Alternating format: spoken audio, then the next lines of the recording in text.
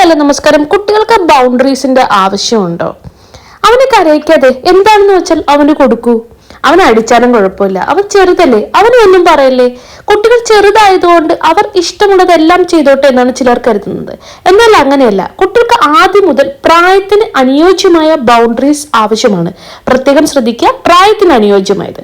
കുട്ടികൾ വളരുന്നതനുസരിച്ച് അവരുടെ ബ്രെയിൻ വളർന്നുകൊണ്ടിരിക്കുകയാണ്. അപ്പോൾ തന്നെ നമ്മൾ ബൗണ്ടറി സെറ്റ് ചെയ്തില്ലെങ്കിൽ അവർക്ക് ഭാവിയിൽ ബുദ്ധിമുട്ടാവും. ഉദാഹരണത്തിന്, അടിക്കരുത് എന്ന് പറഞ്ഞാൽ ചിലപ്പോൾ അവർ അടിക്കും. പക്ഷെ അവർ അടിക്കുന്ന സമയത്ത് നമ്മൾ ഒരിക്കലും ചിരിക്കുകയോ ഒന്നും ചെയ്യരുത്.